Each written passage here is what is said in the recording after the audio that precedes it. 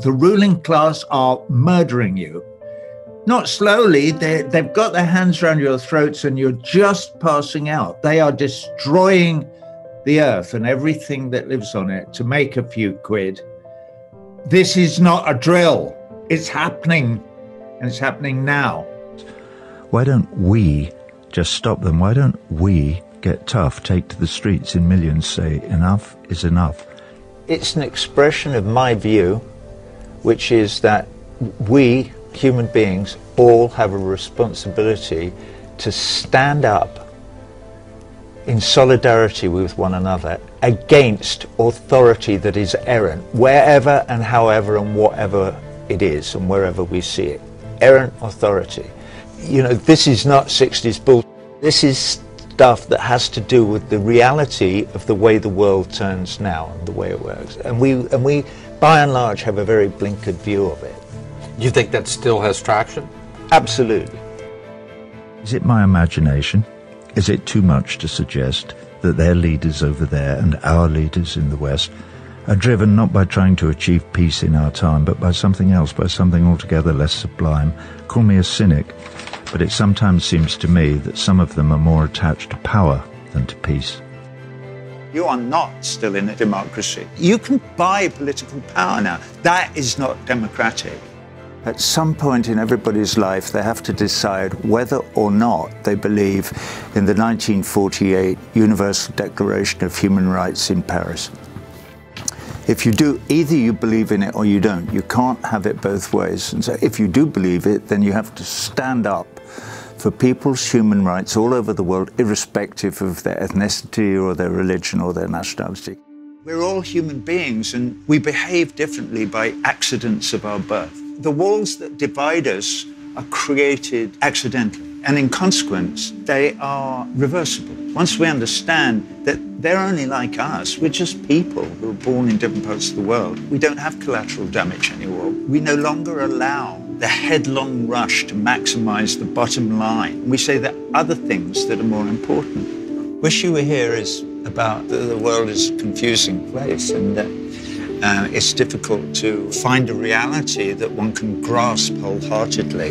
The thing that I attach to most powerfully in my life is my humanity and that of other people. We're going to talk about your tour because it's called Us and Them, and that's a title that is very well known because it's one of your classics. Yeah. Why is it relevant now? Yeah, it's a song from Dark Side of the Moon, which was from 1973. There's a line in it which goes, with, without, and who'll deny that's what the fighting's all about? And the answer to that question is almost everybody. Almost everybody thinks that the wars that we are subject to constantly now, we live in a state of perpetual war, which by a lot of people in the United States has been accepted. They think it's okay because they think they're fighting terrorists. That's what they think. That's not why we're in a state of perpetual warfare, in my view. And we know that all human beings are descended from the first Homo sapiens and who were from Africa, and that we have spread out over the globe into different parts of the globe, and in consequence some of us look different than others. This is because of weather and and stuff that's happened over the last time. But we all carry the same DNA. We are all related one to another, wherever we're born, whatever our religion is, whatever our ethnicity, whatever our color, whatever our sexual preferences, whatever. We are brothers and sisters, and that's what. This is what I've learned, all right? I've learned that shame is a terrible motivator. I was crippled by insecurity and feelings of shame when I was a 15-year-old boy. Are you nostalgic? No, what, for those days? No. I'm looking forward. As I say to my partner in life now, I say it to her often, we keep dinning it into each other really, we have to stay in the moment. You have to stay as close to the moment as you can. And, not worry too much about yesterday. Look forward to tomorrow, but make certain that in the moment you're looking into their eyes and that you're focused on love. I know it sounds soppy, but it's not.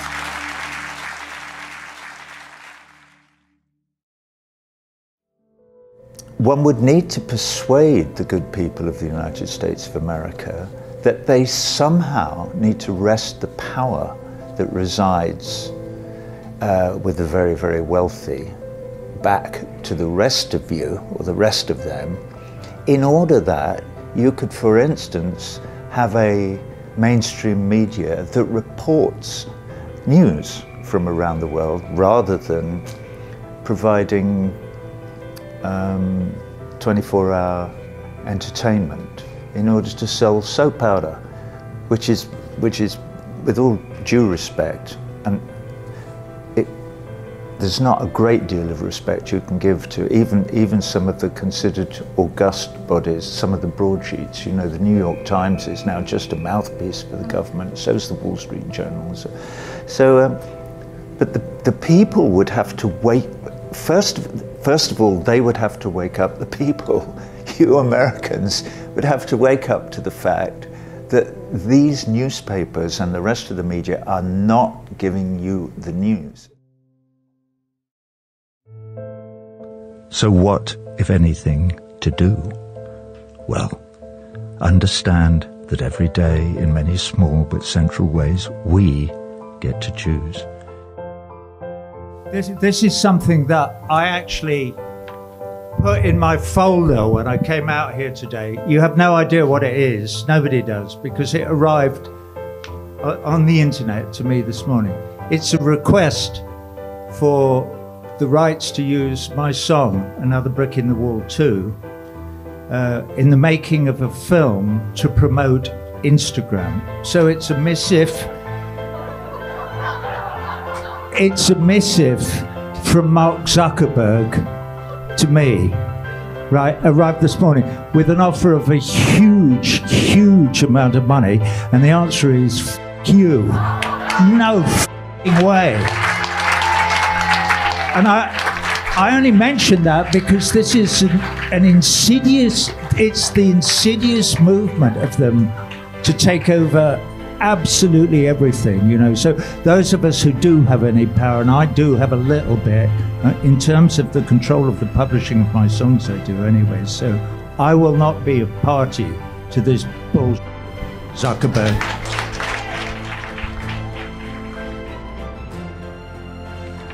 Them. Enough. They've had their time. A new day dawns, and we will not be swaddled in their grime.